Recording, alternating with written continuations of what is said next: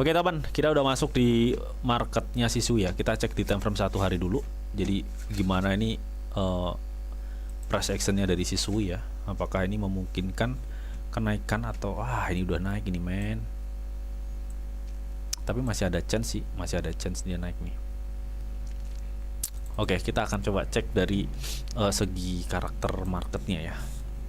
Jadi ini Sisui yang gue lihat ya, yang gue lihat memang ini posisinya udah naik men.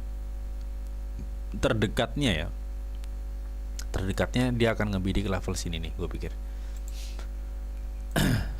Sini, ini level sini. Sebenarnya ini untuk confirm ya, confirm kalau misalkan ini break, gue pikir dia akan ngebidik level sini. Jadi ini akan ada dua target untuk kenaikan Sui. Ya, jadi ini untuk area confirm di sini nih. Penentuan di sini nanti. Nah kalau dia bisa breakout ya dia akan lanjut ke area yang gue kasih tanda biru ini gitu ya. Gue pikir ini Sui akan ada kenaikan ya, gue pikir Sui ini akan ada kenaikan. Karena apa? Di time frame 1 hari gue melihat demandnya cukup lumayan ya, demandnya ini cukup lumayan untuk bisa ngebuat Sui akan up nih untuk short term ya. Karena sebelumnya ini dari tanggal 7 Februari sampai 11 Februari ini jualan terus ini untuk Sui ini ya. Bahkan rata-rata kalau kita hitung mundur ya di 7 Januari 2026 sampai tanggal 11 Februari ini jualan terus nih Sui ini ya. Jarang banget pembeliannya tuh, dikit banget. Nah ini gue pikir ini akan ada suatu kenaikan untuk Sui ya, akan ada suatu kenaikan ya.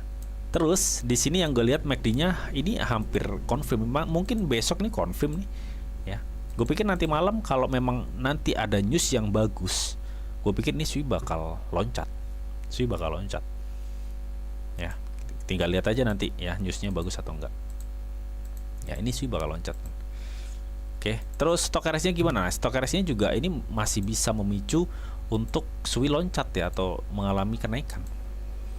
Masih bisa ini. Tuh. Ya, ini masih bisa banget.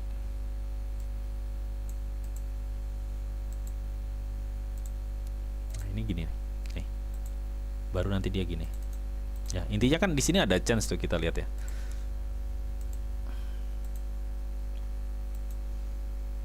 Di sini kita lihat ada chance tuh di sini. Nah di sini ya, ini kotak yang gue kasih kotak biru itu, ada chance sedikit lagi tuh ya. Terus kita akan coba cek di yang lebih kecil ya, yang lebih kecil gimana. Di lebih kecil akan ada tekanan atau gimana sih gitu ya. Oke, dari yang di time frame 4 jam ya, time frame yang lebih kecil, gue melihat memang sih belum ada sih ya, demand itu ada, tapi gue belum lihat ada demand yang cukup besar yang bisa nge-push kiranya tuh harga Sui itu bisa hype lumayan gitu ya. Gue belum ada. Jadi artinya kalau kita cek di time frame 1 hari itu akan ada suatu kenaikan, dan di time frame 4 jam itu demandnya kecil, gue pikir ini kenaikannya nggak bakal besar ya. Entah terlepas itu dari news ya. Nanti kalau memang misal ada news bagus ya, bersyukurlah buat teman-teman yang udah masuk sekarang ya. Jadi kalau untuk scalping ya sekarang waktunya masuk ya.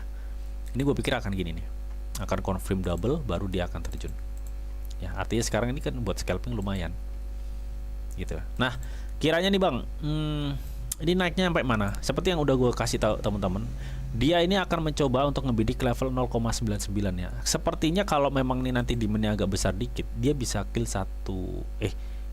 di 0,1 di 0,1 0,1 di $1 ini ya. Iya di $1. Dia akan ngebidik $1 ini. Itu terdekatnya ya. Jadi akan ngebidik $1 itu. Nah nanti kalau memang nanti di $1 lebih ini ya, $1 lebih dikit ini di sini nih, kalau ini nanti bisa jebol ya, sebentar, area confirmnya itu gue kasih tanda kuning aja ya.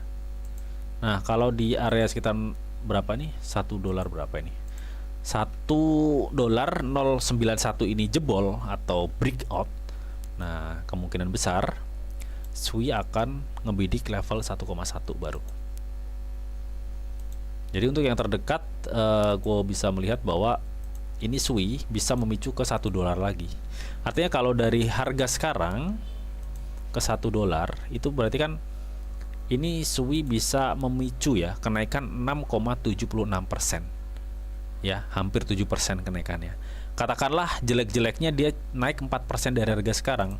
Berarti kalau naik cuma 4% misalnya katakanlah ya, itu dia ngebidik di level 0,97. Ya, intinya seperti itu. Oke.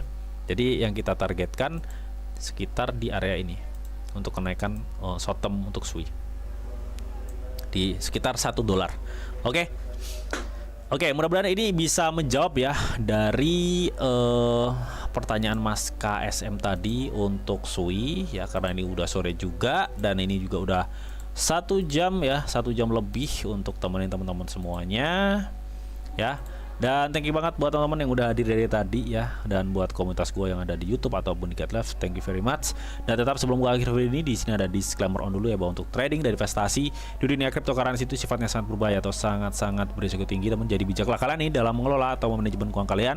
Semua keputusan yang kalian ambil adalah tanggung jawab kalian masing-masing. Di sini dijanjikan informasi yang didata untuk kalian semua. Oke, mungkin itu aja yang bisa gue sampaikan di video ini. Semoga video ini bisa bermanfaat. Akhir kata, selamat sore, selamat beraktivitas, salam cuan dari Didi Channel. Oke, bye bye.